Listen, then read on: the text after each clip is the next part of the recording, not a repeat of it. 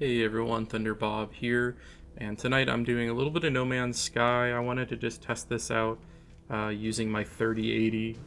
This is a game that the performance really varies a lot. It's procedurally generated, so every world's different, and the performance can vary a huge amount from planet to planet.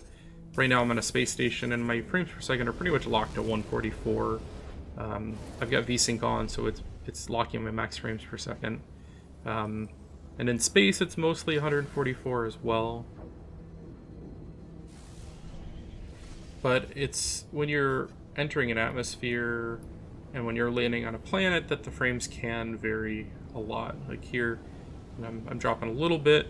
I've had some systems where I jump into the planet and it might lower to 50 very, very briefly. I'll have some stuttering. Not every system seems to do that. It seems to be dependent on what's on that planet. But, you know, in the atmosphere, it varies a little bit too. I'm not hitting 144 constant. I could lower the settings. This is literally every setting maximum, running at 3440 by 1440 and probably have a flat 144 everywhere, but I prefer to max it out at this point. You can also see my thermals on the screen. You know, I don't think I've gone above 65C playing this game in about 30 minutes, and my CPU is pretty cool as well. So let's see. I'm just trying to find a kind of some interesting planets, and just demonstrating. You know, the frames per second really is pretty much locked in place in space. This is you know, it runs beautifully in the space areas. It's usually when you get close to a planet and you start landing on them that you get a little bit of a dip. Here is a little bit bigger than the last planet, it seems like. And this one looks a little more interesting. Maybe I'll just take a quick set down and show you what happens when you leave your ship.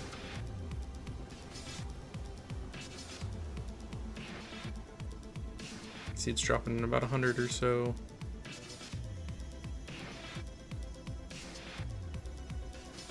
Such a beautiful game. But it really depends. These planets, you know, one will look just spectacular, you land on another, and it's kind of more benign, more boring, but here we go. And now I'm getting like 70 frames per second. And this isn't consistent. I'll land on some planets and I'll get, you know, 100, 120, I'll land on others and I'll get 60. And this is with a 3080. So there's something on these worlds. Maybe it's the draw distance, maybe it's, you know, certain plant or animal textures. Something really can make the frames per second vary a lot.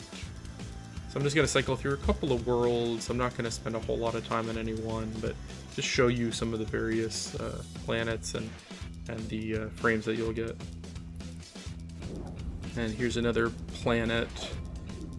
This one has a giant ring on it, and these planets are usually pretty spectacular, the views at least. So this looks like it's probably a dead planet, probably pretty limited flora and fauna on it, and we can see how much of a difference that makes to the performance here. As right now, my frames barely dipped there. I think it was 136 for, you know, a couple of frames, and then it was back up to 144. But look at the disk of the planet on the horizon. That's pretty amazing. Let's just land here. I'm gonna see if I can land on this toadstool looking. Nope, I missed it. I suck. Sorry. And now you remember last time I got out of my ship and it dropped to about 70. And look at this. It's almost locked at 144 again. Same kind of draw distance, it's just there's not as much on the planet. So maybe it's the amount of you know, animals, plants, minerals, buildings, you know, all that stuff probably takes up a certain amount of memory, processor, but it's kind of crazy. I'm running just about the best system you can. I've got a 10700K, I've got a 3080, either overclocked, I might do that later, but some of these planets are definitely tanking my performance.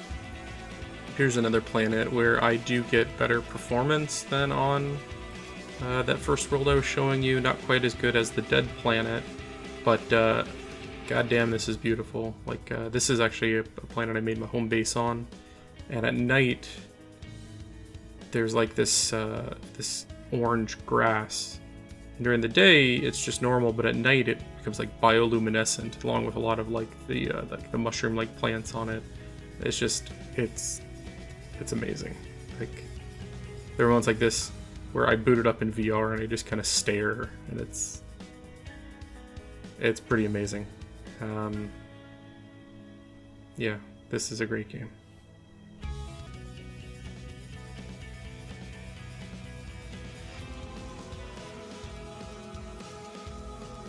And look at this thing. There's so many weird creatures in this game.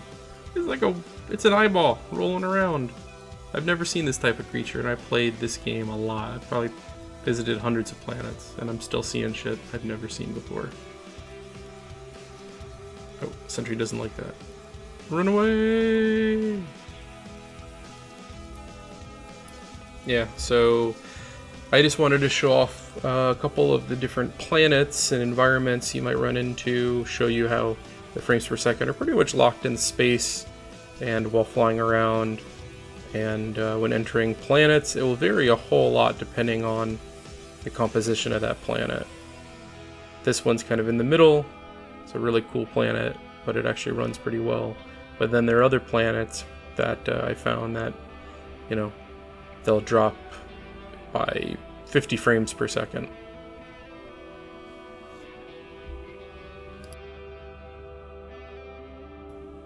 Look at this thing. That is one freaky creature. It's like a unicorn, but it's 2 legs. So weird. Alright, so again, thank you for watching. I'll have some more videos with my new 3080. I've got a bunch of new games, retro games, VR games. Check them out. If you like them, think about subscribing. Thank you for watching, everyone.